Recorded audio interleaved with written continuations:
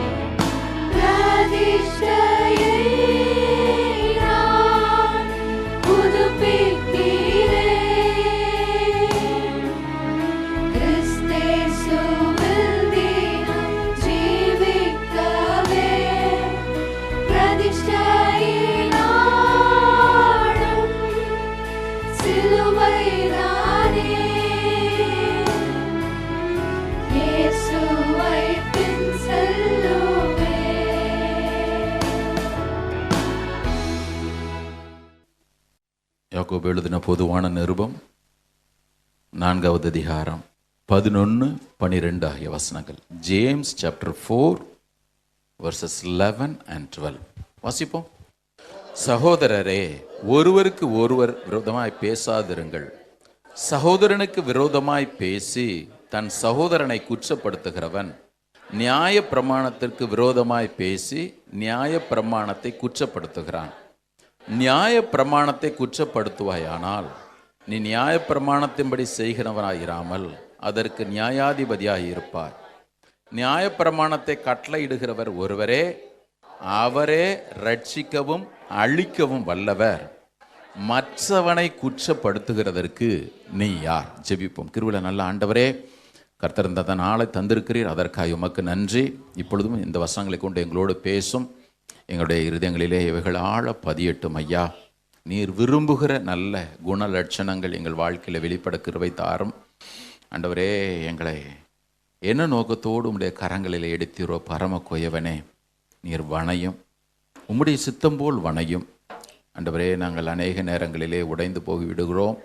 நீர் விரும்புகிறபடி நாங்கள் சில நேரங்களிலே உருவாகாமல் இருக்கிறோம். கர்த்தர் எங்களை மறுபடியும் வேறே பாண்டமாக அன்றைக்கு கொயவன் வணைந்தது போல நீர் வணைந்து கொள்வீராக. பக்கமாக நீர் எங்களை இழுத்து கொள்ளும். இந்த வசனத்தை கேட்க தடை செய்கிற எல்லா இடையூறுகளையும் இடைஞ்சல்களும் நஷ்டனா இயேசுவின் நாமத்தினாலே கடிந்து கொள்கிறேன் ஆண்டவரே. புல்லுலர்ந்து பூ உதிரும் உடைய வசனமோ என்றென்றைக்கு நிலைத்திருக்குமே. எங்கள் இருதயங்களிலே நிலைத்திருக்கட்டும். பிள்ளைகள் கொடுத்த அந்த காணிக்கையிலும் கர்த்தர் நீர் அங்கீகரித்திருக்கிறீர். ஆசீர்வதியும் அவர்கள் அறிக்கையிட்டதன்படியே பெருக செய்வீராக. இயேசுவின் நாமத்தினால் ஜெபிக்கிறோம் நல்ல பிதாவே. உட்கார். கர்த்தருடைய பரிசுத்த நாமத்திற்கு மகிமை உண்டாவதாக. கர்த்தர் நல்லவர், அவர் கிருபை என்றும் உள்ளது.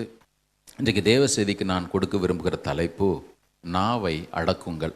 Dam your tongue.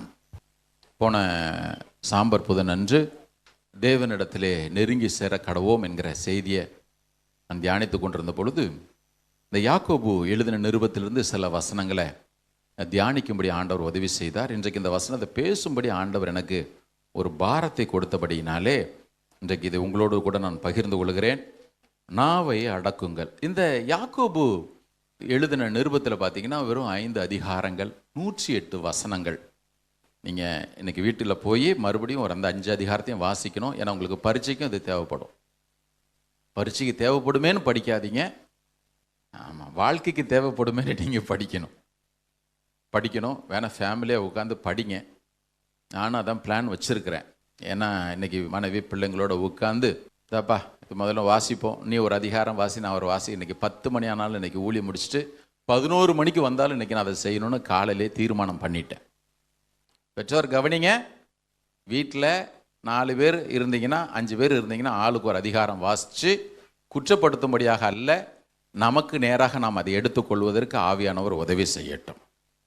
இந்த யாக்கோபு பிராக்டிக்கலாக எப்படி கிறிஸ்தவ வாழ்க்கை வாழ்வது என்பதை குறித்து சொல்லியிருக்கிறார். நான் போன ஆஷ் வெனஸ்டேல சொன்ன இந்த யாக்கோபு நிருபம் எந்த விதத்திலும் பவுலோடு முரண்படவே இல்லை.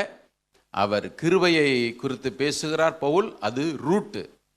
யாக்கோபு கிரியைகளை குறித்து பேசுகிறார், அது ஃப்ரூட்டு. ரூட்டு சரியாக இருந்துச்சுன்னா கண்டிப்பாக ஃப்ரூட்டு கரெக்டாக இருக்கும்.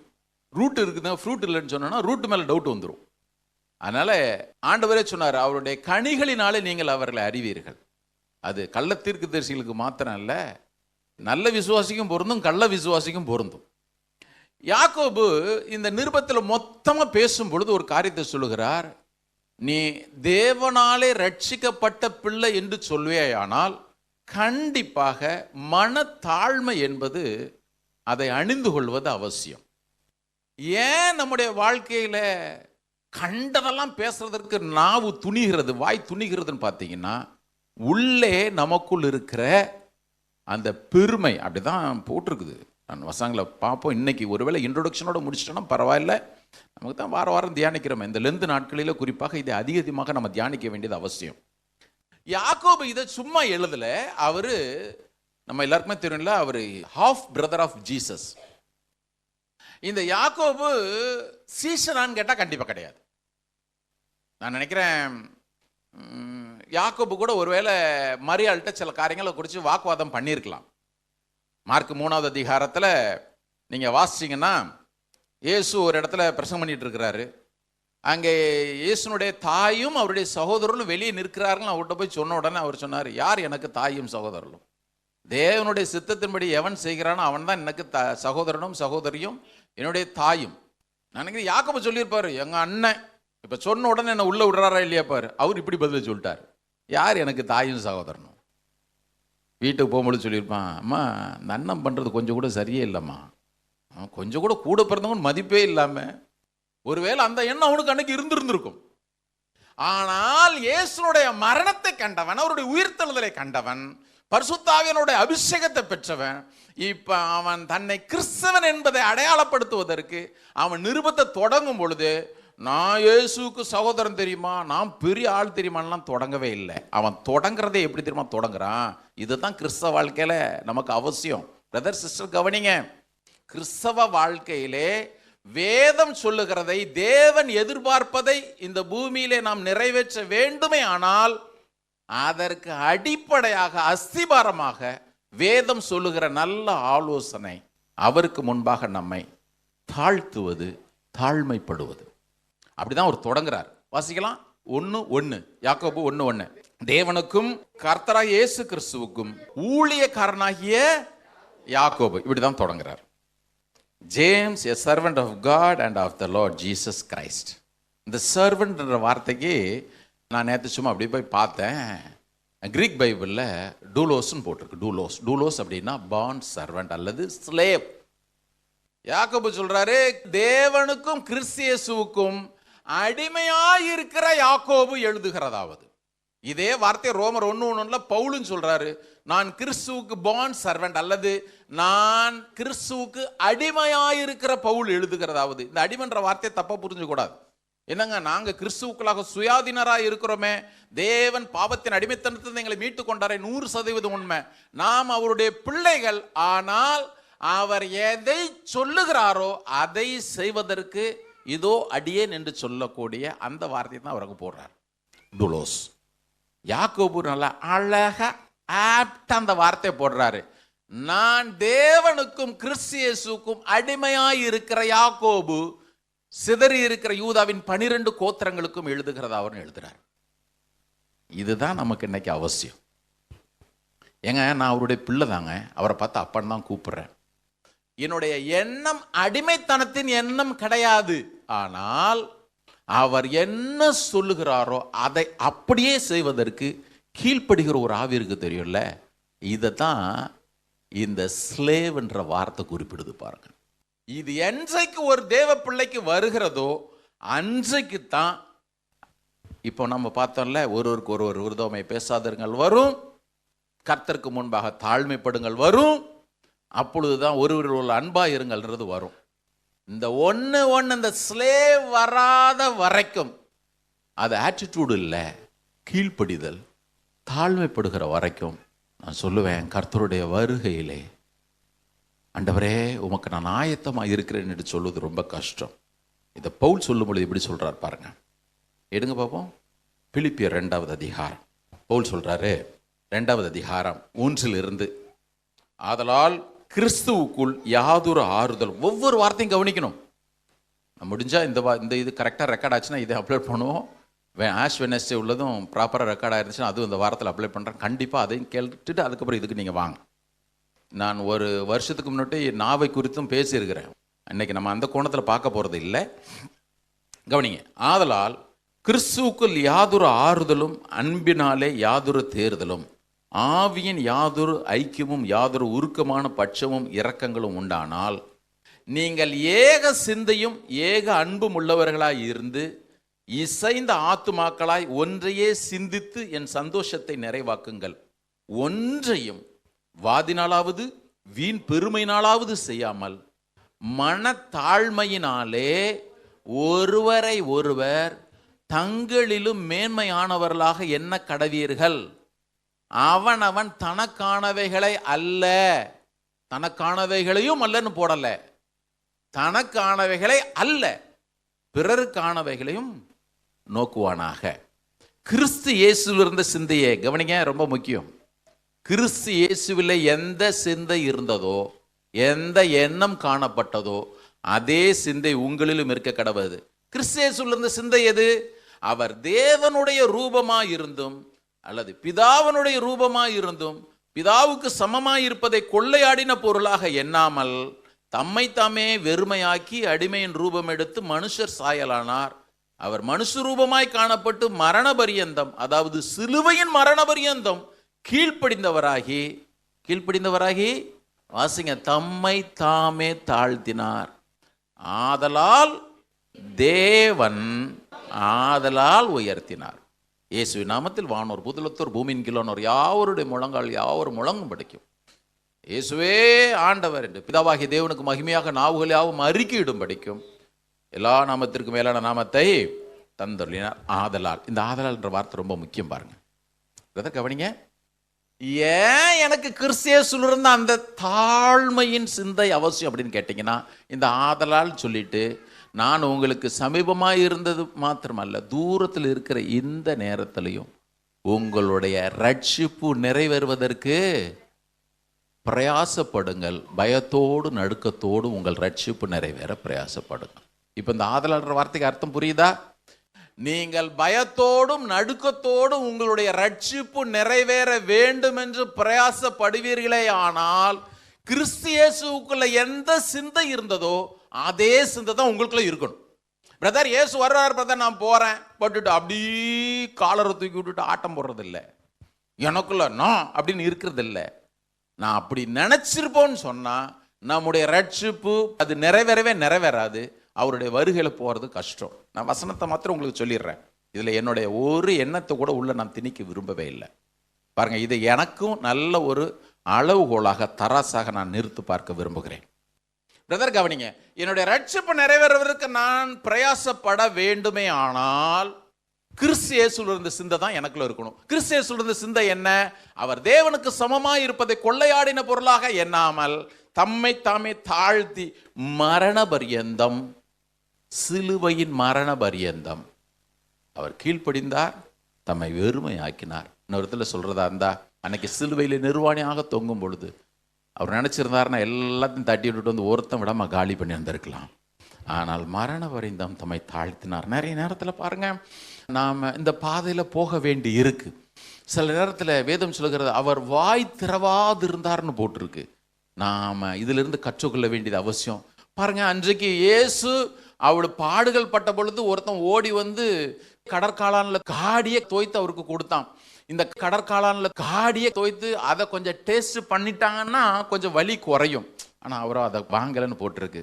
பரவாயில்ல, இந்த காடி தெரியும்ல, பேசி பேசி பேசி புண்ணு ஆத்துறது. சில பேர் புலம்பிட்டு போகிறாங்க விடு அப்படின்வாங்க. நல்லதை புலம்புனா பரவாயில்ல, அது புலம்பும் பொழுதே எல்லாரையும் வம்புகள் திருட்டு போயிருப்பாருங்க. பார்த்துருக்கீங்களா? இந்த டெத்தில் சில பேர் ஒப்பாரி வச்சுட்டு இருப்பாங்க. நமக்கு அங்கே போக பயமாக இருக்கும். அதை அழுதுகிட்டே இருந்து ஐயோ ஆத்தா என்னை விட்டுட்டு போயிட்டேன்னு அழுத பரவாயில்ல. ஐயோ ஆத்தா இந்த பாஸ்டரை வந்து பாருன்னு சொன்னேன், பார்க்காமலே போயிட்டார. நான் பார்த்து பேசி ஜெபம் பண்ணது உதாரணத்துக்கு சொல்கிறேன். சாப்பிட்றதுக்கு முன்னாடி 4 இட்லி வாங்கி கேட்டியா அத்தா? டாக்டர் சொல்லிடுவார் 1 இட்லி தான் சாப்பிடணும்னு. சுற்றி ஊரே நிற்கும் பொழுது அத்தா பாரு ஒரு 4 இட்லியை வாங்கி கொடுத்துருந்துருக்கலாம், இவன் டெய்லி 1 இட்லியை வாங்கி கொடுத்து ஒன்று சாப்பிடிச்சிட்டானே. உண்மையா இல்லையா? உண்டு உண்டு. நாவை அடக்குவது எப்போ தெரியுமா வரும்? இப்போ ஒவ்வொரு தேவ பிள்ளையினுடைய வாழ்க்கையிலும் பாருங்க, பிசாசு நீ எவ்வளவு பெரிய ஆள் தெரியுமா? நான் போன ஆஷ் வெனஸ்டேல நான் அதை சொன்னேன் உங்களுக்கு. நீ எவ்வளவு பெரிய ஆள் தெரியுமான்னு சொல்லிட்டு அப்படி கொஞ்சம் நமக்குள்ள இருக்கிற அந்த அந்த ஈகோவை கொஞ்சம் தட்டி விட்டுக்கிட்டே இருப்பான் பாருங்க. அது அவன் வேலை அது. ஆனால் அவன் மறுபடியும் கொண்டு வந்து உங்களை எங்கே நிறுத்துவான் அப்படின்றத நீங்கள் புரிஞ்சுக்கணும், நாம் புரிஞ்சுக்கணும். ஒரு தேவ பிள்ளையினுடைய அடையாளம் என்பது என்ன? என்னுடைய தாழ்மை. தேவன் என்ன சொல்றாரோ அதை நான் கீழ்ப்படுகிறேங்க அப்படின்னு சொல்லிட்டு அந்த இடத்திற்கு வருவதை கெடுப்பதற்கு பிசாசு எல்லாத்தையும் செஞ்சுட்டே இருப்பான். பழைய ஏற்பாட்டிலிருந்து ஒரு சம்பவத்தை சொல்லிட்டு நான் வந்துடுறேன். மறுபடியும் சொல்கிறேன், இது இன்ட்ரோடக்ஷன் தான். செய்தி நம்ம நேரம் இருக்கிறவரை தியானிப்போம். நீங்கள் தானியேல் புஸ்தகத்துக்கு வாங்கலேன். தானியேல் நம்ம எல்லாருக்குமே தெரியும், பாபிலோனுக்கு அடிமையாக கொண்டு போகப்பட்டான். அதில் அடிமையாக கொண்டு போகப்பட்டதில் ரொம்ப ஸ்பெஷலாக 4 பேர் தான் சொல்லியிருக்குது. தானியேல் மாத்திரமல்ல, அனனியா, மிஷாவேல், அசரியா, இந்த 3 பேர். Shadrach, Meshach, Abednego. இந்த பாபிலோனில் அவன் ராஜா செஞ்சது அல்ல, அவருடைய பழக்கமே என்ன தெரியும்ல? யார் தங்களுடைய நாட்டிற்கு கொண்டு வரப்பட்டாலும் அவங்களுடைய அடையாளத்தை முற்றிலுமாக அழிச்சிருவான். கவனிங்க, அடையாளத்தை முற்றிலுமாக அழித்து விடுவான். அதனால தான் பேரை மாத்தினது. தானியலுக்கு பேரு பெல்தஷாத்சார். பெல்ஷாத்சார் இல்லை, 5வது அதிகாரத்தில் அது இல்லை, பெல்தஷாத்சார். இந்த பெல்தஷாத்சார் அப்படின்னு கேட்டிங்கன்னா பிரின்ஸ் ஆஃப் பெல். தானியல்னா காட் இஸ் மை ஜட்ஜ், தேவனுடைய நியாயாதிபதி. பெல்தஷாத்சார் அப்படின்னா பிரின்ஸ் ஆஃப் பேல், அந்த பேல் கடவுளுடைய இளவரசன் அப்படின்னு அர்த்தம். தானியல் பாருங்களேன், கடைசி வரைக்கும் அவன் என்ன சொன்னானோ அதை அவன் ஏத்துக்கவே இல்லை. கவனிங்க, ரொம்ப முக்கியம். இவன் ராஜாவுக்கு அடுத்த நிலைமையில இருக்கிறான். ராஜா அவனுக்கு என்ன திரும்ப பண்ண வச்சான் தானியலுக்கு? நீங்க வாசிச்சு பார்த்தீங்கன்னா உங்களுக்கு தெரியும். Daniel 2:46, Daniel chapter 2:46. அப்பொழுது ராஜாவாகிய நேபுகாத் நேச்சார் முகங்குப்புற தானியலுக்கு முன்பாக விழுந்து தானியலை வணங்கி தானியலுக்கு காணிக்கை செலுத்தவும் தூபம் காட்டவும் கட்டளையிட்டான். புரியுதா உங்களுக்கு? தானியல் இப்ப எந்த நிலைமையில இருக்கிறான்? ராஜா வணங்குறான், ராஜா அவனுக்கு காணிக்க கொடுங்கப்பா கடவுள் அப்படின்றான், அவனுக்கு தூபம் காட்டுங்கப்பா அவன் கடவுள்னு சொல்றான். இந்த நிலைமைக்கு அவனை கொண்டு வந்த பொழுதும் தானியல் தன்னை குறித்து சொல்லும் பொழுது நான் பெல்தஷாத்சார் அவன் சொல்லவே இல்லை. அவன் சொன்னான், தானியல் ஆகிய நானோ வென்றால் கர்த்தருடைய சமூகத்தில் விழுந்து கிடந்தேன். ஒரு அலையில சொல்லுவோமா? ஹல்லேலூயா, ஹல்லேலூயா. யோசிச்சு பாருங்க, இவ்வளவு பிறப்பான அந்தஸ்தை கொடுத்துட்டு நீங்க தானியல் 3வது அதிகாரத்தில் வாசிங்க, 6வது அதிகாரத்தில் வாசிங்க. நான் வச்ச பொற்சலையை பண்ணினுன்றான். அங்க போனா தரியு ராஜாவை தவிர வேற யார்ட்டும் ஜெபம் பண்ணக்கூடாதுன்றான். அங்க அக்னி சூளை, இங்க வந்து அக்னி சூளை, இங்க பாத்தீங்கன்னா சிங்க கபி. பிசாசு கொடுக்குற ஒவ்வொன்றிலையும் நீங்க நிக்கணும்னு நினைச்சீங்கன்னா பின்னால அக்னி சூளையும் வரும், சிங்க கெபியும் வரும். ஏன் தெரியுமா? அவன் எப்பொழுதுமே உங்களுடைய ஈகோ கொஞ்சம் தட்டி விட்டு, நீ எவ்வளோ பெரிய ஆள் தெரியுமா, எவ்வளோ பெரிய ஆள் தெரியுமா, கர்த்தருக்கு ஸ்தோத்திரம், தானியலுக்காக, தானியல் ஆகிய நானோ வென்றால். ஒவ்வொரு இடத்திலும் தானியல் தன்னை குறித்து பேசும் பொழுது அவன் பெல்தஷாத்சார்ன்ற பேரை யூஸ் பண்ணவே இல்லை. அவன் சொன்னான் தானியல். ஆண்டவர் அப்படி தான் சொன்னார் தெரியுமா? 12வது அதிகாரத்தில் கடைசியில் சொல்லும் பொழுது தூதன் வந்து சொல்கிறான், தானியலாகிய நீயோ வென்றால். 12:5 12:5 அவன் சொல்கிறான், தானியலாகிய நான். 12:9 தானியலே நீ போகலாம். பிரதர் சிஸ்டர் கவனிங்க, தேவன் உங்களை வாழ்க்கையில் எத்தனை உச்சாணி கொம்புக்கு கொண்டு சென்றாலும் கிறிஸ்து இயேசுல இருந்த அந்த தாழ்மையின் சிந்தை ஒரு நாளும் உங்களை விட்டு விலகாம பார்த்துக்கங்க. இயேசுனுடைய வருகையில் நான் போவோம் பிரதர், போகிறோம் வேகம் இதில், இயேசு ராஜா வேகம் வராரே, எல்லா சபையிலும் வாங்க நம்ம போவோம். கண்டிப்பாக போக முடியாது. அப்படி எல்லாரும் போக முடியுமே என்று சொன்னால் ஏன் இவைகளை பின்பற்றும்படி ஆவியானவர் வலியுறுத்துகிறார்? ஏன் வலியுறுத்துறார்? வேதம் சொல்கிறது, மணவாளனுக்கு ஏற்ற மணவாட்டியாக இருக்கணும். பையனுக்கு பொண்ணு பார்க்க போகிறேன், எப்படிப்பட்ட பொண்ணு வேணும்? என் பையனுக்கு ஏற்ற மாதிரி வேணும். எப்படிப்பட்ட பையன் வேணும்? என் பொண்ணுக்கு ஏற்ற மாதிரி வேணும்.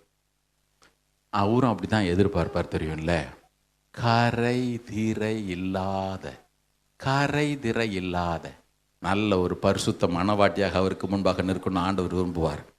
யோசிச்சு பாருங்களேன், ஆண்டவர் ஒரு நாளும் தேவ பிள்ளைகளாகிய நீங்களும் நானும் மேட்டுமையான சிந்தை அல்லது இந்த பெருமையான பார்வையுடன் நடக்கிறத விரும்புகிறதே இல்லை. உதாரணத்திற்கு அன்னைக்கு இஸ்ரவேல் ஜனங்களை பார்த்து சொல்லும் பொழுது சொன்னார், ஏசாயா 51:1, நீதியை பின்பற்றி கர்த்தரை தேடுகிற நீங்கள் எனக்கு செவி கொடுங்கள், நீங்கள் வெட்டி எடுக்கப்பட்ட கண்மலையும் நீங்கள் வெட்டி எடுக்கப்பட்டதுமான துறவின் குழியையும் நோக்கி பாருங்கள். இவன்லாம் அப்படியே ஆண்டவரை மறந்துட்டு தலகுழுத்தனமாக அலைஞ்சான். கர்த்தர் சொல்கிறாரு, இவன் வாழ்க்கையில் ஒரு மாதிரி இக்கட்டான சூழ்நிலை வரும்பொழுது, அப்பவும் தேவனை தேடாமல் இருந்த பொழுது சொல்கிறாரு கர்த்தர், look unto the hole of the pit whence you are digged. நீ எந்த குழியிலிருந்து வெட்டி எடுக்கப்பட்ட, எந்த குழியிலிருந்து குழி, ஆண்டவர் யூஸ் பண்ணுற வேர்டை பாருங்க, ஹோல் ஆஃப் த பிட். யாக்கோபு இந்த நிருபத்தில் அதை தான் எழுதுறாரு. எனக்காக என்னுடைய இயேசு அடிமையானார், என்னுடைய இரட்சகர் அடிமையானார், நான் அவருக்கு அடிமையாக வாழ நான் விரும்புகிறேன். கரங்குறத்துல சொல்லுங்க. இது ஒவ்வொருத்தர் வாழ்க்கையிலும் வேணும், ஒவ்வொருத்தர் வாழ்க்கையிலும் கண்டிப்பாக வேணும். பாருங்க, கர்த்தர் நமக்கு உதவி செய்யட்டும். வாசிடலாமா ஒரு வசனத்தை? பிலிப்பியர் 2வது அதிகாரம். அதே தான், நம்ம எல்லாரும் புதிய சிருஷ்டி தான். ஆனால் சில நேரங்களில் இந்த பாவம் ஒன்று உள்ள ஒட்டிக்கிட்டே வருது. உண்மை தானே? உள்ள ஒட்டிக்கிட்டே வருது. பரிசுத்த ஆவியானவர் நமக்கு உதவி செய்யட்டும். பிலிப்பியர் 2வது அதிகாரம் 12வது வசனம் மறுபடியும் ஒரு வாசிக்கிறோம். அதனால் எனக்கு பிரியமானவர்களே, மாறல இருக்கிற இந்த நேரத்திலும் அதிக பயத்தோடும் நடுக்கத்தோடும் உங்களுடைய ரட்சிப்பு நிறைவேறுவதற்கு பிரயாசப்படுங்கள். எழுதிட்டார். எப்பா, கிறிஸ்துங்கிற தாழ்மை உனக்குள்ள இருந்தால் தான் நீ உன்னுடைய ரட்சிப்பு நிறைவேறுவதற்கு பிரயாசப்படுகிறவனாக இருக்க முடியும். பரிசுத்த ஆவியானவர் நமக்கு கிருபையில் தரட்டும். இப்போ வந்துடலாம். யாக்கோபு 4வது அதிகாரம், ஜேம்ஸ் சாப்டர் 4 11-12. இப்போ வாசிங்க. இது யாருக்கு தெரியுமா சொல்கிறாரு? உலகத்தானுக்கு சொல்லலை, இப்போ விசுவாசிகள் என்கிற கூட்டத்திற்கு சொல்கிறார். இப்போ ஒருத்தருக்கு ஒருத்தர் விரோதமாக பேசுகிறோன்னு வச்சுங்க. யாருக்கு தெரியுமா விரோதமாக பேசுகிறோம்? கவனிங்க பிரதர் சிஸ்டர், கவனிங்க. யாருக்கு தெரியுமா விரோதமாக பேசுகிறோம்? சகோதரருக்கு விரோதமாய் அல்லது சகோதரிக்கு விரோதமாக பேசுகிறோம். அப்படி தான் அவர் சொல்கிறாரு. அந்த சகோதரர் என்ற வார்த்தை ரொம்ப முக்கியம். சகோதரரே, ஒருவருக்கு ஒருவர் விரோதமாய் பேசாதிருங்கள். போதும். நான் கொஞ்ச நாளைக்கு முன்னாடி ஒரு சம்பவம் ஒன்று வாசித்தேன். ஒரு குறிப்பிட்ட பட்டணத்தில் ஒரு மனிதன், நல்ல ஒரு மனைவி, 2 பிள்ளைங்க. அவன் வீட்டுக்கு திரும்பும் பொழுது பிள்ளைங்கள்லாம் ஓடி வந்து அப்பாவை கொஞ்சிப்பாங்க. உள்ளே போனால் நேரம் இருக்க பொழுதெல்லாம் பிள்ளைகளோட நல்லா ஆடி பாடி குடும்பம் சந்தோஷமாக தான் இருந்துச்சு. மனைவி பிள்ளைகளுக்கு தேவையான அதை சமைக்கிறது, கணவனுக்கு தேவையான சமைக்கிற வாசம் ஊரே தூக்குச்சு. இப்படி தான் நல்லா போயிட்டு இருந்துச்சு. திடீர்னு ஒரு நாள் பார்த்தா கணவன் வீட்டுக்கு போகிறான். உண்மையில் நடந்த சம்பவம். கணவன் வீட்டுக்குள்ளே போகிறான். மனைவி தன்னுடைய 2 பிள்ளைகளையும் கொலை செய்துவிட்டு அவளும் தற்கொலை செய்து தொங்கிக் கொண்டிருக்கிறாள். நல்லா கவனிக்கணும், உண்மையில் நடந்த சம்பவம். என்ன, ஏன் இப்படி நடந்துச்சு அப்படின்னு கேட்டிங்கன்னா, இந்த கணவன் வேறொரு பெண்ணோடு தொடர்பில் இருக்கிறான் என்று பரப்பி விடப்பட்ட வதந்தி, ரூமரின் நிமித்தமாக அதை விசாரிக்காமலே அந்த மனைவி தன்னுடைய பிள்ளைகளையும் கொலை செய்தால், தானும் தன்னைத்தானே மாய்த்து கொண்டாள். சிம்பிள். வேதம் சொல்லுது, அதனால தான் இந்த நாவுன்னு ஒன்று இருக்கு தெரியும்ல, இந்த நாவு எவ்வளவு கொடுமையானது. இன்னொரு இடத்துல சொல்றதா, நம்முடைய முழு ஆயுளையும் கொளுத்தி விடுகிறதா இருக்கிறது அப்படின்னு போட்டிருக்கு. அதில் தான் கொஞ்ச நேரம் நம்ம நிற்கணும். ஏன் அதை பேசக்கூடாது என்பதற்காக நான் உங்களுக்கு சொன்னேன், இதை செய்வதற்கு ஒரு மனிதன் உண்மையாய் தன்னை தாழ்த்தினால் மாத்திரம்தான் செய்ய முடியும். இப்படி தாழ்த்தாமல் ஒருவன் கிறிஸ்துவனுடைய சிந்தையை அணிந்து கொள்ள முடியாது. இப்படி தாழ்த்தாமல் அவனுடைய ரட்சிப்பு முழுமை பெற முடியாது. இந்த அளவிற்கு, அதாவது கிறிஸ்து இயேசுவை போல தம்மை தாழ்த்தாமல். இயேசு ஏன் அவர் அடிக்கப்படுகிறதுக்கு கொண்டு போகிற ஆட்டை போல் இருந்த பொழுதும் வாய் திறவாமல் இருந்தார்? ஒரு பேச்சு கூட பேசவே இல்லை. பெருமையானவர்களை பேசுகிற வாய் எத்தனையோ பேசத்தான் செஞ்சுது, ஒன்றுமே பேசலை. காரணம் ஏன் தெரியுமா? அவர் மரண பரியந்தம் தம்மை தாழ்த்தினபடியினால், அவர் சர்வத்தையும் சிருஷ்டித்தவராக இருந்த பொழுதும் அந்த நேரத்தில் தாம் ஒரு பொருட்டே இல்லை என்பதை தம்முடைய மனதிலே அவர் பதித்திருந்தபடியினால தான் அவரால் அதை நிறைவேற்றி முடிக்க முடிஞ்சது. கர்த்தருடைய பிள்ளைங்க கவனிங்க, ஒவ்வொரு நாள் ஆண்டவருடைய சமூகத்தில் இதை ரொம்ப ஆராய்ந்து பார்ப்பது நமக்கு ரொம்ப அவசியம். இப்போ இந்த 4வது அதிகாரத்தில் பார்த்தீங்கன்னா 5 அதிகாரத்திலுமே நாவை குறித்து பேசுகிறார். 5 அதிகாரங்களிலுமே யாக்கோபு நாக்கை பற்றி தான் பிரதானமாக பேசுகிறார். கவனிங்க, நாக்கை பற்றி தான் பிரதானமாக பேசுகிறார். இந்த 4வது அதிகாரத்தில் 4 கேள்விகளை எழுப்புகிறார். ரொம்ப அருமையாக இருந்துச்சு. நான் வாசிக்கலாமா? ஃபர்ஸ்ட் கேள்வி, ஏன்னா இந்த விசுவாசிகள் நடுவில் ஆரம்ப நாட்களில் அவங்க அப்போ தான் வந்திருக்கிறாங்க. ஒரு பக்கம் எழுப்புதல் வருது, ஒரு பக்கம் பார்த்தீங்கன்னா சர்ச்சுக்குள்ள சண்டையும் சச்சரவும். நீங்கள் நினைப்பீங்க ஆதி நாட்கள்லாம் அப்படி எல்லாம் பரிசுத்தமாக இருந்தாங்கன்னு. போதனை கேட்குறோம், அப்போஸ்தலர் நடவடிக்கைகள் சொல்லுது.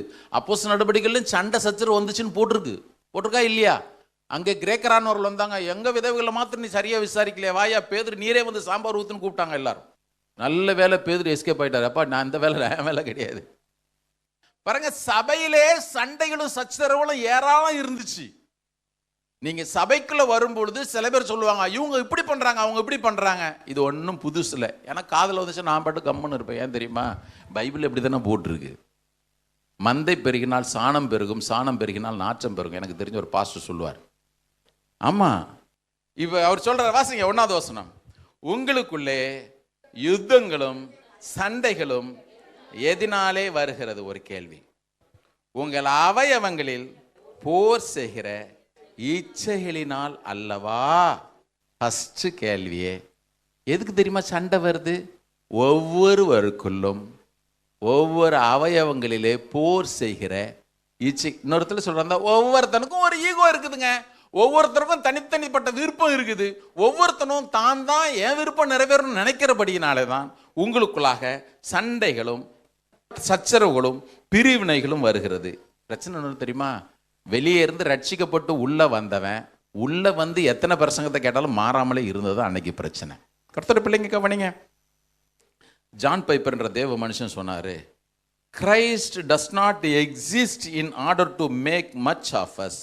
We exist in order to make much of him. என்ன சொல்றாருன்னா, இதை பாருங்க, என்ன பெரிய ஆளா காட்டுறதற்காக கிறிஸ்து இல்லை, கிறிஸ்துவை பெரியவராக காட்டுவதற்காகத்தான் நாம இருக்கிறோம். விசுவாசிகள் ஒருத்தரும் கரங்குளத்தர் இலையில சொல்லுங்க பார்ப்போம். ஒவ்வொரு முறையும் உள்ள சபைக்குள்ள வர்றோம். அது போதகராக நானா இருந்தாலும் சரி, அது எந்த விசுவாசியாக இருந்தாலும் சரி. நான் சபைனா நம்ம சபை குறித்து பேசல, பொதுவாகவே சபைகள் என்று பேசும் பொழுது எந்த ஒரு விசுவாசி சபைக்குள் வந்தாலும், ஆண்டவரே உம்மை பெரியவராக காண்பிக்கத்தக்கதாகத்தான் நீர் என்னை இந்த பூமியிலே வைத்திருக்கிறீர், சபையிலே நீர் என்னை அங்கத்தினராக வைத்திருக்கிறீர். கேள்வி நம்பர் 1, முதல்ல உனக்குள்ளாக ஏன் சண்டை வருது அப்படின்னு சொல்லிட்டு, உனக்குள்ளாகவே போர் செய்கிற இச்சைகளினாலே இந்த சண்டை வருது. அடுத்து 2வது வசனம் பாருங்க, நீங்கள் அவைகளை விரும்பி இச்சித்தும் உங்களுக்கு கிடைக்கவில்லை. நீங்கள் கொலை செய்து, என்ன தெரியுமா கொலை? இது கேரக்டர் அசாசினேஷன். கொலைன்னா கத்தி எடுத்து ஒருத்தன் கழுத்து இருக்கிறது இல்லை. இது கேரக்டர் அசாசினேஷன் ஒன்று தெரியும்ல, இருக்கிறதுல ரொம்ப மோசமானது. போகிற போக்கில் அப்படி டக்குன்னு சொல்லிட்டு போயிடுறது. கடுத்தர பிள்ளைங்க, மனிதர் பேசும் வீணான வார்த்தைகள் யாவையும் குறித்து நியாய தீர்ப்பு நாளிலே, இது வாசிக்கும் பொழுது பயங்கரமா இல்லை? இங்கே தான் இருக்கிறவங்களாம் காரங்குளத்தூர் இலையில சொல்லுங்க, கவனம் இங்கே வரட்டும். மனிதர் பேசும் வீணான வார்த்தைகள் யாவையும் குறித்து, ஒன்று ரெண்டு குறித்து இல்லை, எல்லாவற்றையும் குறித்து அவர்கள் நியாய தீர்ப்பு நாளிலே கண்டிப்பாக கணக்கு ஒப்புவிக்க வேண்டும். கொலை செய்கிறீர்கள், வசனம் சொல்லுது, நீங்கள் கொலை செய்தும் பொறாமையுள்ளவர்களாய் இருந்தும் அடையக்கூடாமற் போகிறீர்கள். என்னதான் நீ தலையில நின்று ததிகணதம் போட்டு என்ன செஞ்சாலும் கிடைக்கிறது இல்லை. நீங்கள் சண்டையும் யுத்தமும் பண்ணியும் நீங்கள் விண்ணப்பம் பண்ணாமல் இருக்கிறதுனால உங்களுக்கு அது கிடைக்கிறதே இல்லை. அவர் என்ன சொல்றாரு? எப்பா, நீ இவ்வளவு போராட்டம் போராடி உன்னை பெரிய ஆளா காட்டுறதுக்கு பதிலாக பேசாம முழங்கால் போட்டு ஜெபம் பண்ணு. அடுத்து ஒரு பிரச்சனை, நீ ஜெபம் பண்ணாலும் உனக்கு கிடைக்கல. ஏன் தெரியுமா கிடைக்கல? உன்னுடைய ஜெபம் ப்ராப்பரான ஒரு நோக்கத்தோடு இல்லை, சரியான நோக்கத்தோடு இல்லாதபடினாலே அவைகள் உனக்கு கிடைக்கல. ஒன்று ஜெபம் இல்லை, ரெண்டாவது நீ ஜெபிச்சாலும் ஜெபத்துக்கு பதில் இல்லை. காரணம் என்ன தெரியுமா? இப்ப வாசிங்க, இப்ப வாசிச்சமே சகரியா 7வது அதிகாரம், சகரியா சாப்டர் 7. சகரியா இதெல்லாம் பெரிய பொருட்டா பிரதர் நீங்க நினைப்பீங்க. நானும் சொல்ல, ஆண்டவர் சொல்லியிருக்கிறாரே. நம்ம சில நேரத்தில் முட்டி முட்டி ஜெபிப்போம், சில நேரத்தில் பதில் கிடைக்குதானா கிடைக்கவே கிடைக்கிறது இல்லை. ஆண்டவர் சொல்றது ரொம்ப வினோதமா இருக்குது பாருங்க. ஆண்டவர் இதெல்லாம் ஒரு பாவம்னு நினைக்கவே இல்லையா ஆண்டவரே? சும்மா இதெல்லாம் ரொம்ப விளையாட்டாலாம் நான் செஞ்சுட்டு போயிட்டே இருந்தேன். சகரியா 7வது அதிகாரம் நான் வாசிக்கிறேன், 9லிருந்து வாசிக்கிறேன். இன்னைக்கு நம்ம வாசித்த தேவ பகுதி தான், வேத பகுதி தான். சேனைகளின் கர்த்தர் உரைக்கிறது என்னவென்றால், நீங்கள் உண்மையாய் நியாயம் தீர்த்து அவனவன் தன் தன் சகோதரனுக்கு, சகோதரனா சகோதரிகள் உள்ள போட்டுங்களேன், அவனவன் தன் தன் சகோதரனுக்கு தயவும் இரக்கமும் செய்து விதவையும் திக்கற்ற பிள்ளையும் பரதேசியும் சிறுமையானவனையும் ஒடுக்காமலும் உங்களில் ஒருவனும் தன் சகோதரனுக்கு விரோதமாய் தன் இருதயத்திலே தீங்கு நினையாமலும் இருங்கள். நினைச்சிடாத. அவர் சொல்றாரு நினையாம இருங்கள் என்றார். ஆனா அவர்களோ கவனிக்க மனதில்லாமல் தங்கள் தோளை முரட்டுத்தனமாய் விளக்கி கேளாதபடிக்கு தங்கள் செவிகளை அடைத்து கொண்டார்கள். அதனால ஆண்டவர் சொல்லி சொல்லி அனுப்பியும் கூட அவங்க கேட்காததுனால மகா கடும் கோபம் சேனைகளின் கர்த்தரிடத்தில் உண்டாயிற்று. இப்ப ஆண்டவர் என்ன தெரியுமா பதில் சொல்றாரு? 13வது வசனம் கவனிங்க.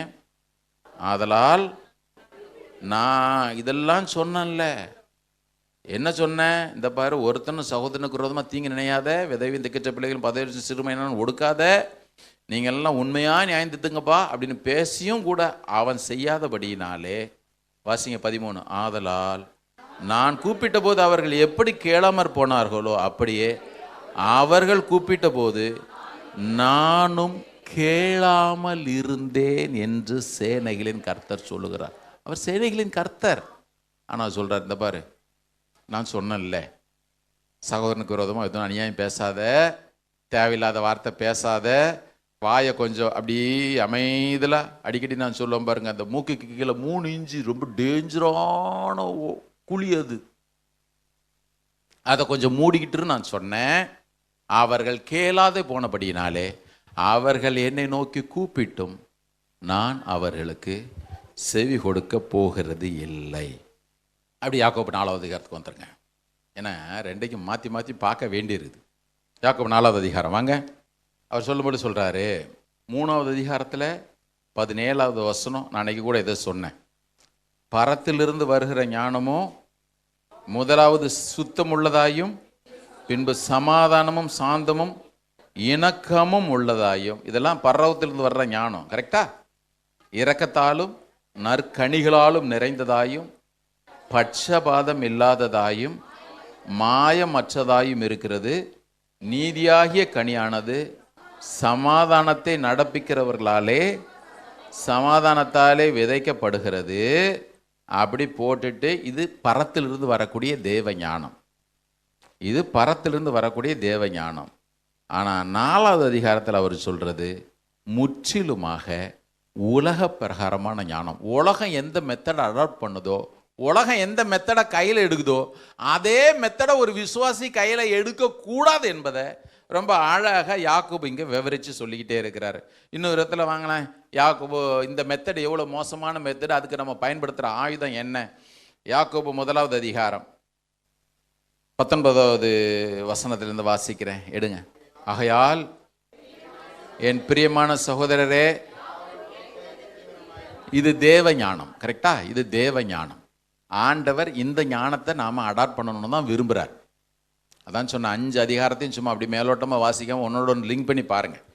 இப்போ தேவ ஞானம் என்பது என்னது? ஆகையால் என் பிரியமான சகோதரரே யாவரும் கேட்கிறதற்கு தீவிரமாயும். எதை தெரியுமா கேட்கணும்? நல்லதை கேட்கணும். சில பேர் பாருங்க பேசுறது கிடையாது. அப்புறம் சொல்லு, வேற பாயிண்ட் எடுத்து கொடுத்துட்டு இருக்குது. அவ்வளோதான் சொன்னானா? அவ்வளோதான் சொன்னான், வேற இப்படி சொல்லியிருப்பானே அப்படி விட்டுட்டு அடுத்த 1/2 மணி நேரம் கேட்டே இருக்குது. அவர் அதான் சொல்றார், கேட்கறதுக்கு தீவிரமான எது? நீங்க நினைக்கிறீங்க இந்த புறம் கூறுதல் எவ்வளவு பாவமோ, கோல் சொல்லுதல் எவ்வளவு பாவமோ, அதுக்கு 1/2 மணி நேரம் அது வாயிலிருந்து கொட்டுறதுக்கெல்லாம் நியாய தீர்ப்பு உண்டுன்னா, 1/2 மணி நேரம் இந்த கூலியில் போய் விழுந்ததற்கும் இதுக்கும் கர்த்தருக்கு நம்ம கணக்கு கொடுத்து ஆகணும். பிரதர் சிஸ்டர், நம்ம இயேசு வருவார், நம்ம போக போகிறோம்னு எதிர்பார்ப்போடு இருந்து ஏமாந்துடவே கூடாது. பாருங்க, அவர் சொல்றார், சகோதரரே ஒருவருக்கு ஒருவர் விரோதமாய் பேசாதருங்கள். இங்க அப்படிதான் போட்டிருக்குது. நீங்கள் மறுபடியும் பிறந்தது உண்டே ஆனால், வாசிங்க இப்போ, என் பிரியமான சகோதரரே யாவரும் கேட்கிறதற்கு தீவிரமாயும் பேசுகிறதற்கு பொறுமையாயும். நானே வாசிக்கிற கொஞ்சம் இடிக்குது. வாசிங்க இப்போ, எல்லாரும் சத்தமா வரணும். 19வது வசனம். ஆகையால் சகோதரிகளேன்னு கூட வாசிங்களேன். ஆமா, சகோதரிகள்லாம் நீங்க சகோதரிகள்னு வாசிங்க, சகோதரர்லாம் சகோதரன் வாசிங்க. ஆதலால் என் பிரியமான சகோதரரே யாவரும் கேட்கிறதற்கு தீவிரமாயும் பேசுகிறதற்கு பொறுமையாயும் கோபிக்கிறதற்கு தாமதமாயும் இருக்க கடவர்கள். மனுஷருடைய கோபம் தேவனுடைய நீதியை நடப்பிக்க மாட்டாதே. ஆகையால் நீங்கள் எல்லாவித அழுக்கையும் கொடிய துர்க்குணத்தையும் ஒழித்துவிட்டு உங்கள் உள்ளத்திலே நாட்டப்பட்டதாயும் உங்கள் ஆத்துமாக்களை ரட்சிக்க வல்லமையுள்ளதாயும் இருக்கிற வசனத்தை சாந்தமாய் ஏற்றுக்கொள்ளுங்கள். அல்லாமலும் நீங்கள் உங்களை வஞ்சியாதபடிக்கு திருவசனத்தை கேட்கிறவர்களாய் மாத்திரமல்ல, அதன்படி செய்கிறவர்களாயும் இருங்கள். என்னத்தினாலெனில் ஒருவன் திருவசனத்தை கேட்டும் அதன்படி செய்யாதவனானால் கண்ணாடியிலே தன் சுபாவ முகத்தை பார்க்கிற மனுஷனுக்கு ஒப்பாய் இருப்பான். அவன் தன்னை தானே பார்த்து அவிடம் விட்டு போனவுடனே தன்னுடைய சாயல் இன்னது என்பதையெல்லாம் மறந்து விடுகிறான். 26, ஒருவன் தன்னுடைய நாவை அடக்கலன்னா அவன் என்ன திரும்ப பண்றான்? இருதயத்தை வஞ்சிக்கிறான்னு போட்டு. சிஸ்டர் கவனிய, ஒருவன் தன்னுடைய நாவை அடக்கலன்னா அவன் தன்னுடைய இருதயத்தை வஞ்சிக்கிறவனாய் இருக்கிறான். அவனுடைய தேவ பக்தி அது வீணா இருக்கும். அவன் நினைச்சுக்க வேண்டியதான், நான் தேவ பக்தி உள்ளவன், தேவ பக்தி உள்ளவன், தேவ பக்தி உள்ளவன். பிரதர், விபச்சாரம் நோ, வேசித்தனம் நோ, களவு நோ, வேற என்ன சொல்றது, பொய் நோ, ஒன்னும் செய்யறது இல்லை. ஆனா இதை மாத்திரம் அடக்க முடியல. ஆண்டவர் சொல்றார், உன் தேவ பக்தியே வீண். நீ நினைச்சிட்டு இருக்கிற தேவ பக்தி, நான் ஆண்டவரை நான் லஞ்சம் வாங்குறது இல்லை பிரதர், எல்லாம் இரு. நீ உன்னுடைய நாவை அடக்கவில்லை என்று சொன்னால் உன்னுடைய எல்லா தேவ பக்தியும் வீணாய் போய்விடும். பரிசுத்த ஆவியானவர் இன்னைக்கு நமக்கு உதவி செய்யட்டும். இப்போ யாக்கோபு என்ன சொல்றாரு? இப்போ நான் இதெல்லாம் உங்களுக்கு இன்ட்ரோடக்ஷனாக தான் சொல்றேன். யாக்கோபு இங்கே ஒருவன் விரோதமாய் பேசி நியாயம் தீர்க்கிறவன் என்ன செய்யறான்றதை சொல்றாரு பாருங்க. எடுங்க பார்ப்போம். 4வது அதிகாரம் 11, 12. இப்போ இது சில பேருக்கு வாசிக்கும் பொழுது மேலோட்டமாக வாசிட்டு போயிடுவாங்க. நான் உங்களுக்கு அழகாக எக்ஸ்பிளைன் பண்ற பாருங்க. சகோதரரே ஒருவருக்கு ஒருவர் விரோதமாய் பேசாதிருங்கள். சகோதரனுக்கு விரோதமாய் பேசி தன் சகோதரனை குற்றப்படுத்துகிறவன் நியாய பிரமாணத்திற்கு விரோதமாய் பேசி நியாய பிரமாணத்தை குற்றப்படுத்துகிறான். நியாய பிரமாணத்தை நீ குற்றப்படுத்துகிறவனாய் இருப்பாயே, ஆனால் நீ நியாய பிரமாணத்தின்படி செய்கிறவனாய் அல்ல, அந்த நியாய பிரமாணத்திற்கே நியாயாதிபதியாய் இருப்பாய். இது ரொம்ப பயங்கரம். நான் உங்களுக்கு நல்லா புரிகிற மாதிரி விளக்குறேன் பாருங்க. இந்த நியாய பிரமாணத்தை கட்டளையிடுகிறவர் யாரு தெரியுமா? இந்த நியாய பிரமாணத்தை கொடுத்தவர் யாரு தெரியுமா? தேவன். அவர் ஒருத்தர் தான் ரட்சிக்க வல்லவர், அழிக்கவும் ரட்சிக்கவும் வல்லவர் அவர் தான். அவர் இடத்த நீ எடுக்காதன்றார். உங்களுக்கு சொல்ற புரியுதா? நான் ஒருத்தனை குற்றப்படுத்துவேனே ஆனால், ஒருத்தனை ஆக்கினைக்குள்ளாக தீர்ப்பேனே ஆனால், நான் யார் இடத்த தெரியுமா எடுக்கிறேன்? நான் தேவனுடைய இடத்தை எடுக்கிறேன். உதாரணத்திற்கு வாசிக்கலாம். ஏசாயா 33:22. Isaiah chapter 33 verse 22.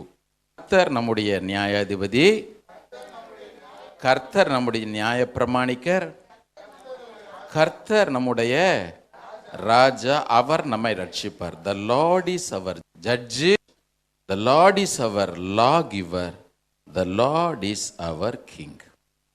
சிம்பிளா சொல்லிட்டார். பாருங்க, கர்த்தர் தான் நம்முடைய நியாயாதிபதி, அவர் தான் ஜட்ஜு. ஆண்டவர் தான் நமக்கு லா கிவர், நியாயப்பிரமாணத்தை கொடுக்கிறவர், நியாய பிரமாணிகர். இந்த ஆண்டவர் தான் ராஜா, ஜட்ஜு. நீ குற்றவாளின்னு சொல்றவர். எதை வச்சு? ஒரு சட்டத்தை வச்சு. அந்த சட்டத்தை கொடுக்கிறவரும் யாரு? ஆண்டவர் தான். இந்த சட்டத்தின்படி ஒருத்தன் செய்யாம இருக்கும்பொழுது அவனுக்கு தண்டனை கொடுக்குற ராஜா இருக்கிறான் பாருங்க, அதுவும் ஆண்டவர் தான். 3 இடத்தையும் ஆண்டவர் தான் எடுக்கிறார். கர்த்தருடைய பிள்ளைங்க நல்லா கவனிங்க. இந்த 3 இடத்துலயும் ஆண்டவர் தான் இருக்கிறாரு. ஆனால் நான் ஒருவனை குற்றப்படுத்தும் பொழுது என்ன தெரியுமா செய்யறேன்? ஆண்டவரே, நீர் சரியில்லை, நீர் இறங்கும், உம்முடைய வேலையை நான் பார்க்கறேன்னு சொல்லிட்டு பார்க்கிறோம். இது யார் செஞ்சது தெரியுமா? யார் செஞ்சது தெரியுமா? வாசிக்கலாம். ஏசாயா 14. ரொம்ப பயங்கரமா இருக்கும் பாருங்க. Isaiah chapter 40. ஏசாயா 14, 13, 14 ஆகிய வசனங்கள். இது யாரை தெரியுமா சொல்லியிருக்கு? பிசாசை சொல்லியிருக்கு. பிசாசை குறித்த வார்த்தைகள். அவன் என்ன தெரியுமா சொன்னானா? நான் வானத்துக்கு ஏறுவேன், லட்சத்துக்கு மேலாக என்னுடைய சிங்காசனத்தை நான் உயர்த்துவேன், நான் அங்கே வலப்புறத்தில் ஆராதனை ஸ்தலத்தில் நான் வீற்றிருப்பேன் என்றும், நான் மேகங்களுக்கு மேலாக உன்னதங்களிலே ஏறுவேன். நுரத்தில் சொல்றதா? நான் அவர் இடத்தை எடுப்பேன்னு அன்னைக்கு சொன்ன பிசாசுக்கும், தேவ நீதியுள்ள நியாயாதிபதியா இருக்கிறார் அந்த நியாயாதிபதி, நியாய பிரமாணிக்கிற அந்த ராஜாவினுடைய இடத்தை நீ மற்றவர்களை குற்றப்படுத்தி பேசி எடுக்க நினைக்கிறிய, உனக்கு என்ன வித்தியாசம்? அதை தான் யாக்கோபுங்க சொல்றார். இப்ப வசனத்துடைய ஆழம் உங்களுக்கு புரியுதா புரியலையா? நீங்களும் நானும் ஒருத்தங்களுக்கு விரோதமா பேசி அது அப்படிதான் அப்படின்னு சொல்லும் பொழுது நியாயம் தீர்க்கிற தேவனுடைய இடத்தை நீங்களும் நானும் எடுக்கிறோம். அன்றைக்கு பிசாசு மனசுல தான் சொன்னான். அவன் வானத்திலிருந்து தள்ளுண்டு போனான், பாதாளத்திலே தள்ளுண்டு போனான். கர்த்தருக்கு ஸ்தோத்திரம். யாக்கோபு அதே காரியத்தை தான் சொல்றாரு. ஏன் சகோதரனுக்கு விரோதமாய் பேசக்கூடாது என்பது நியாய பிரமாணமா பிரதர்? ஆமா பிரதர். அப்படி வாசிங்களா. யாக்கோபு 2வது அதிகாரம், ஜேம்ஸ் சாப்டர் 2 verse 8. உன்னிடத்தில் நீ அன்பு கூறுகிறது போல பிறனிடத்திலும், இன்னொருத்தர் சொல்றதா உன் சகோதரனிடத்திலும் பிறனிடத்திலும் அன்பு கூறுவாயாக என்று வேத வாக்கியம் சொல்லுகிற என்ன பிரமாணம்? இது ராஜரீக பிரமாணம். யாக்கோபு 4வது அதிகாரத்தில் சொல்றாரு, இந்த பிரமாணத்தை நீ குற்றப்படுத்துகிறாயே, இந்த பிரமாணத்தை நீ குற்றப்படுத்துகிறாயே. நாம் குற்றம் சாட்டும் பொழுது என்ன பண்றோம் தெரியுமா? மற்றவர்களை ஆக்கினைக்குள்ளாக தீர்க்கிறோம்.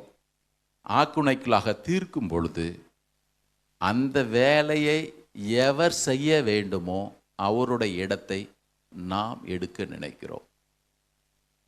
அந்த இடத்தை நான் எடுக்கிறேங்க. ஆண்டவரே, இந்த உலகத்தை நியாயம் தீர்த்து ரொம்ப டயர்டாக இருப்பீர், ஏன் ஏரியாவை நான் பார்த்துக்கிறேன், ஏன் சகோதர சகோதரியில் நானே நியாயம் தீர்க்கிறேன்னு ஆண்டவர்கிட்ட நம்ம சொல்லாமல் சொல்கிறோம். பரிசுத்த ஆவியானவர் கவனிங்க. நான் நேற்று சில காரியங்கள்லாம் யோசிச்சுட்டு இருந்த பொழுது ஆண்டவர் எவ்வளவு நேர்த்தியாக இந்த காரியங்களை குறித்து செய்கிறார் பாருங்க. ஒருத்தன் உதாரணத்திற்கு யோவான் 8வது அதிகாரத்திற்கு நீங்கள் வாங்க. இந்த சம்பவம் நம்ம எல்லாருக்குமே தெரியும். இதில் ஆண்டவர் பயன்படுத்துகிற வார்த்தைகள் தான் ரொம்ப முக்கியம். அங்கே அவர் ஒளிமலைக்கு போயிட்டு திரும்ப தேவாலயத்திற்கு வருகிறார்.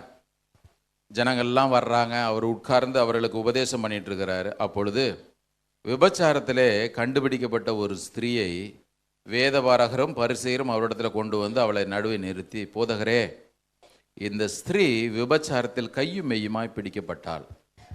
இப்படிப்பட்டவர்களை கல்லெறிந்து கொள்ள வேண்டும் என்று மோசே நியாயப்பிரமாணத்தில் நமக்கு கட்டளையிட்டிருக்கிறாரே, நீர் என்ன ஆண்டவரே சொல்றீர்?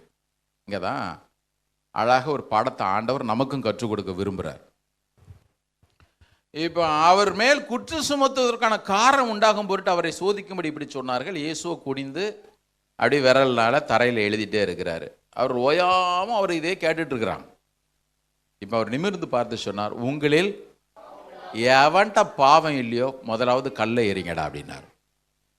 வேதம் சொல்லுகிறது, இந்த வார்த்தையை சொல்லிட்டு அவர் மறுபடியும் குனிஞ்சு தரையில் எழுதுறாரு.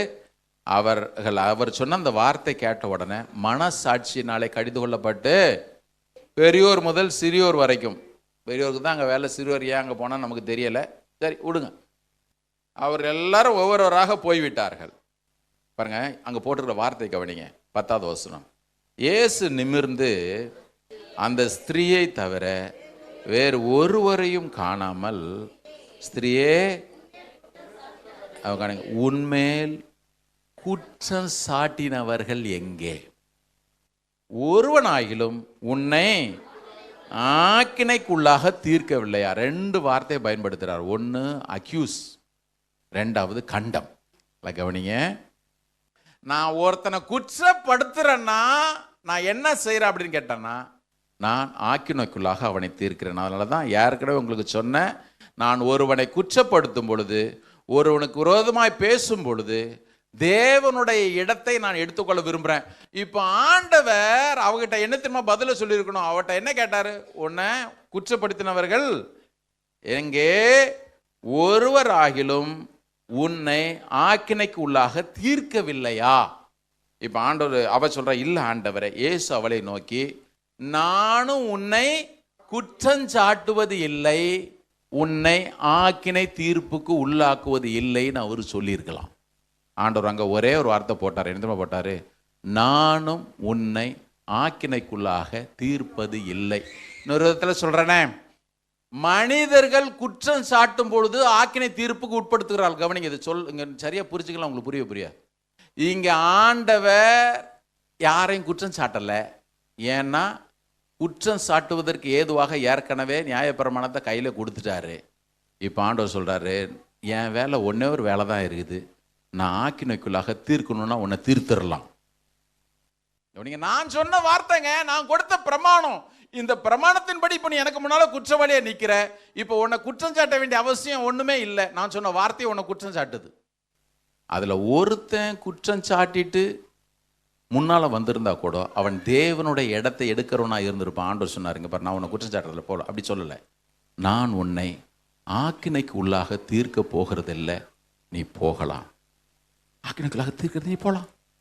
ஒவ்வொரு முறையும் ஆண்டவருடைய சமூகத்தில் வரும்பொழுது கொஞ்சம் ஆராய்ந்து பார்ப்பது நல்லது. என்ன தெரியுமா? ஆண்டவரே, என்னோட வாழ்க்கையிலே என்னுடைய திராட்சை தோட்டத்தை கெடுக்கிற சிறு நரி, குழி நரி எங்கேயாவது இருந்தனா நீர் எனக்கு அதை வெளிப்படுத்தி காண்பி. ஆண்டவரே, நீர் இந்த நல்ல திராட்சை செடியிலே நீர் பலனை புசிப்பதற்கு அல்லது நான் கனிகளை கொடுப்பதற்கு எவைகள்லாம் இந்த சிறு நரியாய் குழி நரியாய் இருக்குதோ அதெல்லாம் என் வாழ்க்கையிலிருந்து வெளியேற்றப்பட நீர் எனக்கு உதவி செய்ய. ஆண்டவரே, மணவாட்டி சொல்கிற அவைகளை பிடிப்போம் வாருங்கள்.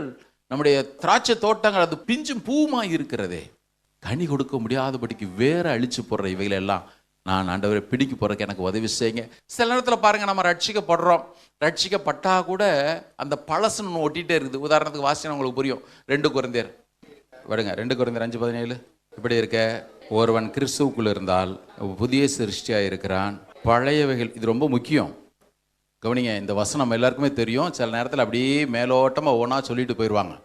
ஒருவன் கிறிஸ்துக்குள் இருந்தால் புதிய சிருஷ்டியாக இருக்கிறான், பழையவைகள் ஒளிந்து போயின, எல்லாம் புதியதாயின, அப்படியே ஒரு வார்த்தை சொல்லிட்டு போவாங்க. ஆனால் அந்த ஆகையால் முன்னால் ஒரு வார்த்தை இருக்கு தெரியும்ல, அதுதான் ரொம்ப முக்கியம். இப்படி இருக்க, இப்படி இருக்க, எப்படி இருக்க அப்படின்னு பார்த்தீங்கன்னா முன்னால் பவுல் போட்டிருக்கிறார் பாருங்க, அது ரொம்ப முக்கியம். முன்னால் அப்போஸ்தலனாகிய பவுல் சொல்கிறது ரொம்ப முக்கியம். 16வது வசனம், ஆகையால் இது முதற்கொண்டு நாங்கள் ஒருவனையும் மாம்சத்தின்படி அறியோம். நான் கண்ணில் எப்படி பார்க்குறோனோ அதை வச்சு நான் ஒருத்தனை நியாயம் தீர்க்க போகிறது இல்லை. நான் ஒருவனையும் அதன்படி நான் நியாயம் தீர்க்க போகிறது இல்லை. நாங்கள் கிறிஸ்துவை நான் கூட அப்படி தான் நினச்சிட்டு இருந்தேன். கண்ணில் பார்க்குற அந்த மாம்ச பிரகாரமான இயேசுவாகவே பார்த்துட்டு இருந்தேன். இனி ஒருபொழுதும் நான் அவர் அப்படி பார்க்க போகிறது இல்லைன்னு சொல்லிட்டு தான் இப்படி இருக்க. ஒருவன் கிறிஸ்துவுக்குள் இருந்தால் அவன் புதிய சிருஷ்டியாக இருக்கிறான். எப்படிப்பட்ட புதிய சிருஷ்டியாக இருக்கிறான்? ஒன்னும் சும்மா கண்ணில் பார்த்துட்டு அதன்படி எடை போறகணும் அல்ல. கவனிங்க, சும்மா மேலோட்டம் அந்த வசனத்தை ஒருவன் கிறிஸ்துக்குள் இருந்தால் புதிய சிருஷ்டியாக இருக்கிறான், பழைய ஒளிந்து பண்ண எல்லாம் புதியதான்னு சொல்லிட்டே இருக்கிறோம். பவுல் சொல்றாருங்க பார், ஒருவனும் மாம்ச பிரகாரமாக நியாயம் தீர்க்காமல் இருக்கிறவன் எவனோ அவன் தான் கிறிஸ்துவுக்குள்ள புதிய சிருஷ்டி. அவன் வாழ்க்கையில தான் பழசெல்லாம் ஒளிஞ்சு போச்சு, எல்லாம் புதுசாச்சு. நான் கிறிஸ்துவுக்குள் புதிய சிருஷ்டியா இருப்பேனே ஆனால் என்னுடைய வாழ்க்கையில பழகையெல்லாம் ஒளிஞ்சிடுச்சுங்க, எல்லாம் புதிதாயின நான் சொல்ல விரும்புவேனே. ஆனால் நான் முதலாவது செய்ய வேண்டிய காரியம் என்ன தெரியுமா? சும்மா மாம்சத்தில் எடை போடுறேனே அதை நான் இன்றோடு விட்டு ஆகணும். அப்படி மாம்சத்தில் நான் எடை போடுறவனா இருப்பேனே ஆனால், நானா நினச்சிட்டு ஒன்று சொல்லுவேன், ஆனால் செய்வேனே ஆனால் நான் ஒரு பொழுதும் புதிய சிருஷ்டியாக இருக்க முடியாது. பவுல் சொல்கிறாரு, நான் பழைய சிருஷ்டியாக இருக்கும் பொழுது எப்படி திரும்ப பண்ணேன், பழைய ஆளாக இருக்கும் பொழுது என்ன திரும்ப பண்ணேன், இயேசுவை அப்படி மாம்சத்தின்படியே எடை போட்டுட்டேன். எல்லாரும் சொல்கிற மாதிரி இது யாருப்பா, இது ஜனங்களை கெடுக்க வந்தவர் நான் நினச்சிட்டேன். ஆனால் நான் புதிய சிருஷ்டி ஆன பொழுதோ இந்த இயேசுவை பார்க்குற விதமாக பார்க்குறேன். அப்படி தான் இயேசுவை மாத்திரம் சொல்லலை, மற்றவர்களையும் நாங்கள் அதை மாதிரி தான் அப்படி தான் போட்டு 16 வசனம். ஆகையால் இது முதற்கொண்டு நாங்கள் ஒருவனையும், அங்கே இயேசு கொண்டு வரல, அவரு சாதா சக விசுவாசிகளை மனிதர்களை சொல்றாரு, நான் ஒருவனையும் மாம்சத்தின்படி நான் அறிய மாட்டேன். ஒரு பரிசுத்தவான் சொன்னார், நான் எப்பொழுதெல்லாம் நான் மற்றவர்களை குற்றம் சாட்டுகிறேனோ, மற்றவர்களுக்கு விரோதமாக பேசுகிறோனோ, we sits over law and say I know better than God, I know how to judge his law, I know how to judge my neighbor. The pride leads to self-righteousness affects all of us. கவனிங்க, ஒவ்வொரு முறையும் நான் மற்றவர்களுக்கு விரோதமாக பேசும் பொழுது, மற்றவர்களை குற்றம் சாட்டும் பொழுது, தேவனை விட எனக்கு எல்லாம் நல்லா தெரியும், நான் அவர் எந்த நியாயப்பிரமாணத்தை அல்லது அவர் எந்த சட்டத்தை வைத்து பிரமாணத்தை வைத்து அவர் நியாயம் தீர்க்கும்படி வைத்திருக்கிறாரோ அதை நான் என்னுடைய கரங்களிலே எடுத்துக்கொள்கிறேன் என்று தேவனுக்கு நீங்களும் நானும் சவால் விடுகிறவர்களாக இருப்போம். அதனால தான் பின்னால் யாக்கோபு எழுதும்பொழுது எழுதுறாரு, கர்த்தருக்கு முன்னால் கொஞ்சம் தாழ்மைப்படுப்பா, கொஞ்சம் தாழ்மையாக இரு, அவர் இடத்த எடுக்கணும்லாம் ரொம்ப ஆசைப்படாத, அந்த எண்ணத்தை உனக்கு கொண்டு வர்றவன் பிசாசு, அவனை நீ எதிர்த்து நெல்லு, அப்பொழுது அவன் ஓடி போவான். இதெல்லாம் அதோடு சேர்ந்து தான் பேசிட்டு வர்றாரு. ஒரு நாளும் பொறனை பேசி அலையாத, ஒரு நாளும் மற்றவனை குறைச்சி மதிப்பிடாத, அதை தேவன் ஒரு நாளும் விரும்புகிறதே இல்லை. நிறைய வசனங்கள் வாசிக்கணும், நீங்கள் வீட்டில் போய் வாசிங்க, நான் வசனத்தை மாத்திரம் சொல்லிடுறேன். எபேசியர் 4வது அதிகாரம் 30 to 32 வரையான வசனங்கள் மாத்திரமல்ல, யாக்கோபு 3வது அதிகாரம் அப்படி மேலேருந்து கீழே வரைக்கும் வாசிக்க வேண்டியதான். எல்லாமே வாயை பற்றி தான் பேசியிருக்கு, நாக்கை பற்றி தான் பேசியிருக்குது. அதை கொஞ்சம் அதையும் கொஞ்சம் வாசிருங்க. இதெல்லாம் கர்த்தர் நமக்கு உதவி செய்யட்டும். நான் திரும்ப சொல்கிறேன், யாரையும் எடை போடுறதுக்கோ அல்லது நீ இப்படி இருக்க நான் அப்படின்னு பேசுகிறக்கோ நான் இல்லை. நான் இருந்தேன்னா அந்த லா கிவர் ஜட்ஜு கிங்கு இடத்த எடுக்கிறதுக்கு நான் முயற்சி பண்ணுறேன்னு அர்த்தம். நான் அதை விரும்பலை. அவர் அவராக இருக்கட்டும், நாமாக இருப்போம். அவர் நாம் எப்படி இருக்கும்படி விரும்புகிறாரோ அதன்படியே நாம் இருக்கிறதுக்கு ஆண்டவர் உதவி செய்யட்டும். ஒரு மாதிரி ஜான் வெஸ்லின்ற தேவ மனுஷன் நம்ம எல்லாருக்குமே தெரியும். அவரோட ஊழியத்தில் ஒரு மனுஷன் வந்துக்கிட்டே இருந்தார். நான் இதை கண்டினியூ பண்ணுவேன் திரும்ப, என்ன இதை நான் கண்டினியூ பண்ணணும், என்ன டைம் இல்லை. நான் ஏற்கனவே சொன்னால் இன்ட்ரொடக்ஷனோட நான் முடிச்சிருவேன். நம்ம தொடர்ந்து இந்த யாக்கோபு நிருபத்தை தியானிக்க வேண்டியது அவசியமாக இருக்குது. இந்த லெந்தன் டேஸில் நம்ம அதை கவனிப்போம். இந்த ஜான் வெஸ்லின்ற தேவ மனுஷங்கிட்ட ஒருத்தர் அவர் கூடவே இருந்தார். அவரை பார்த்த உடனே இந்த ஜான் வெஸ்லி எப்பொழுதுமே அவர் பரிசுத்தவான் தான், ஆனால் கூட இருந்த மனுஷனை ரொம்ப மட்டமாக நினச்சிக்கிட்டே இருந்தார். என்னடா இவ்வளோ வசதி வாய்ப்புகள் இருக்கிற மாதிரி தெரியுது, ரொம்ப கஞ்சனாக இருக்கிறாரு அப்படின்னு. ஒரு நாள் அவரை கூப்பிட்டே வந்து பேச ஆரம்பிச்சிட்டார். நீ என்னங்க இவ்வளோ மோசமாக இருக்கிற, கஞ்சத்தனமாக இருக்கிற? அப்போது அந்த மனிதன் ஜான் வெஸ்லிகிட்ட சொன்னார், ஐயா நான் வசதி உள்ளவன் தான், ஆனால் ரட்சிக்கப்படுறதுக்கு மட்டும் நான் நிறைய கடன் வாங்கிட்டேன். இப்போது என்கிட்ட பொருள் இருக்குது. என்ன தெரியுமா பொருள் இருக்குது? நிறைய காய்கறிகள், அந்த முள்ளங்கி நிறையா இருக்குது. தேவையான தண்ணீர் என்னோடய வீட்டில் இருக்குது. நான் இந்த முள்ளங்கி சமைச்சு சாப்பிட்டுட்டு இந்த தண்ணீரை குடித்து என்னுடைய வருமானத்தில் அந்த கடன்கள்லாம் திருப்பி கொடுக்கறதுக்கு நான் சேமித்து வச்சிட்டு இருக்கிறதுனால, அதை கொடுத்துட்டு இருக்கிறதுனால என்னால் மற்ற எந்த காரியத்தையும் செய்ய முடியல. நான் தேவனுக்கு உண்மையாக வாழ விரும்புகிறபடினால நான் இதை செய்யலைன்னு உடனே ஜான் வெஸ்லி ஓப்பனாக எல்லாரும் முன்னாலேயும் சொன்னார், தேவனுடைய இடத்தை நான் எடுத்துக்கொள்ள விரும்பினது தவறு தான். சொல்லுங்க, புரியுதா? தேவனுடைய இடத்தை நான் எடுத்துக்கொள்ள நினைத்தது என்னுடைய தவறு அப்படின்னு சொல்லிட்டு எல்லாருக்கும் முன்பாக அந்த மனுஷனிடத்தில் அவர் மன்னிப்பு கேட்டார். பாருங்களேன், சில காரியங்கள்லாம் ரொம்ப சாதாரணமாக நம்ம நினச்சிட்டு இதெல்லாம் ஒரு பெரிய பொருட்டா, இதெல்லாம் ஆண்டவர் ஒரு பொருட்டா நினைப்பாரான்னு சொல்லிட்டு நம்ம போயிட்டே இருப்போம். இப்படி நினச்சிட்டு போயிட்டே இருப்போம். ஒவ்வொருத்தருக்கும் ஒவ்வொரு அளவீடு மாறுபடும். பாருங்களேன், நமக்கு பெருசாக தோன்றது சிலருக்கு பெருசாக தோன்றது இல்லை, மற்றவங்களுக்கு பெருசாக தோன்றது நமக்கு ஒன்றும் பெருசாக தோன்றது இல்லை. ஒன்று மாத்திரம் நினைப்பில் வச்சுக்கங்க, என்னை நம்மை தேவன் எவ்வளவாய் நேசிக்கிறாரோ அதே விதமாய் அவளை தேவன் நேசிக்கிறார். ரெண்டாவது, உங்களுக்காக எனக்காக அவர் எப்படி இரத்தம் சிந்தினாரோ நம்மை மீட்கும்படி அதே விதமாய் அவர்களையும் மீட்கும்படி தேவன் இரத்தம் சிந்தி இருக்கிறார். நீங்களும் நானும் அவருடைய பார்வையில் எவ்வளவு விலையேற பெற்றவர்களோ அதே மாதிரி அவர்களும் தேவனுடைய பார்வையிலே விலையேற பெற்றவர்கள். பெருசாக பேச வேண்டாம், சபைக்குள்ளே பேசுவோமே. தேவன் உள்ள ஒரு ஆத்மாவை கொண்டு வராருன்னா பர்ஃபெக்டாக கொண்டு வர்றதே இல்லை. ஒருத்தன் பர்ஃபெக்டாக உள்ளே வந்தான்னா அவனுக்கு சபை தேவையே இல்லை. இது எந்த இடம் தெரியுமா? பணி நீக்கம் செய்யப்படுகிற இடம். அன்றைக்கு ஆண்டவர் சொன்னார், சாலமோனுடைய நாட்களில் சொன்னார், ஆலயத்தை கட்டுவதற்கு பணி நீக்கம் செய்யப்பட்ட கல் அவசியம். இந்த கல்லை தூரத்தில் போடு, அங்கே எல்லாத்தையும் அடித்து பக்காவாக உள்ளே கொண்டு வா அப்படின்னாரு. அது ஃபைனலாக வரக்கூடிய அவுட்புட். இந்த இடம் என்ன இடம் தெரியுமா? அங்கங்கே இஷ்டம் போல் நீட்டிட்டு இருக்கிற கற்களை பணி நீக்கம் செய்யப்படுகிற இடம். பணி நீக்கம் செய்யப்படுற இடம் தெரியுமா? நான் பணி நீக்கம் செய்யப்பட வேண்டியிருக்கு, நான் சிசிலால் அடிக்கப்பட வேண்டியிருக்குது, நான் ஹேமரால் நொறுக்கப்பட வேண்டியிருக்குது. ஆண்டவர் சொல்லுவார், நீ இந்த இடத்துல சரியில்லை, சரியாக ஃபிக்ஸ் ஆகலை, நீர் இப்போ பாடணும்ல, ஆண்டவரே நீர் என்ன உடையும், ஆண்டவரே நீர் என்ன நொறுக்கும், ஆண்டவரே. இதை நாம் செய்யாமல் அதற்கு நம்மை விட்டு கொடுக்காமல் இருப்போமே ஆனால் தேவனுடைய பார்வையில் நாம் பெருமையுள்ளவர்களாக இருப்போம். வேதம் சொல்லுகிறது, பெருமையுள்ளவர்களுக்கு தேவன் எதிர்த்து நிற்கிறார். எதிர்த்து நிற்கிறார். ஏன் ஆண்டவர் இந்த காரியத்தில் எனக்கு எதிர்த்து நிற்கிறீர்? ஆண்டவர் சொல்லுவார், நான் 100 முறை பேசினேனே, இப்போ கூட வாசனில் சகரியா இல்லை, நான் பேசிட்டே இருக்கிறேன், நான் எச்சரிச்சிட்டே இருக்கிறேன், நீ அதை பற்றி கேள்விப்படவே இல்லை, அதனால் நீ என்னை நோக்கி கூப்பிடுவல்ல, அப்போ நானும் பேசாமல் வாய் மூடிட்டு காதை சாத்திட்டு இருந்துருவேன்.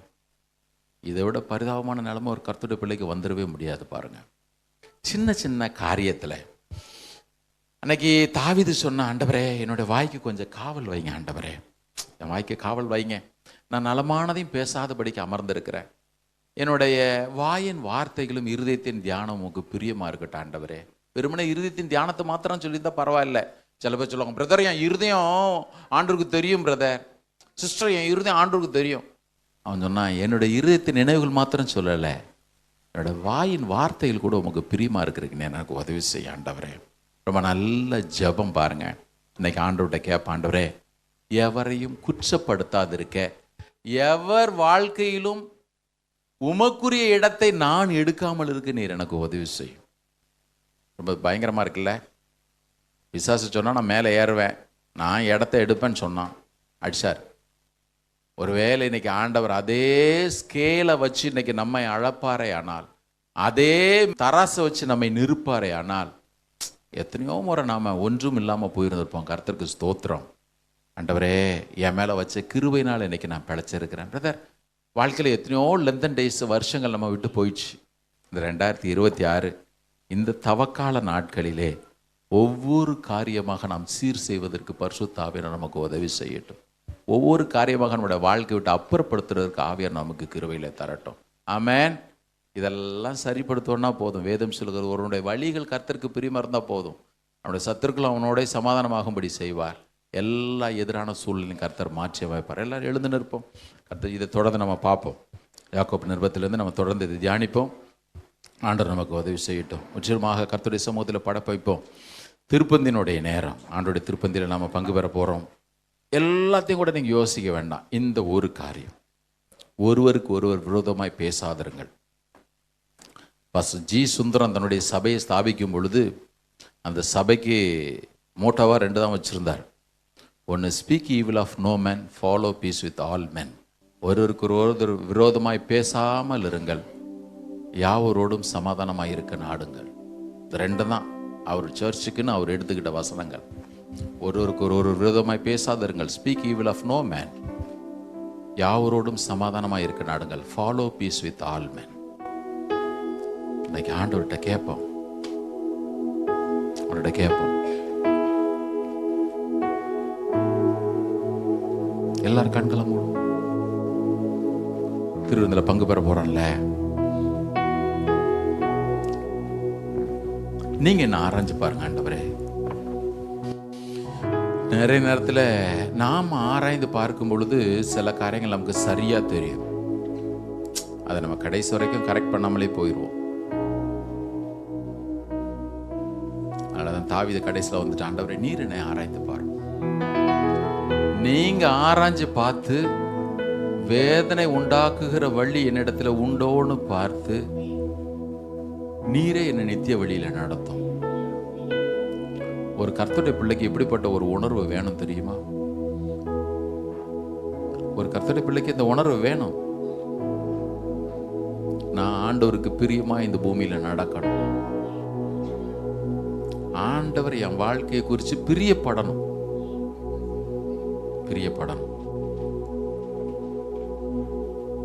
கேட்போமா எல்லாரும்?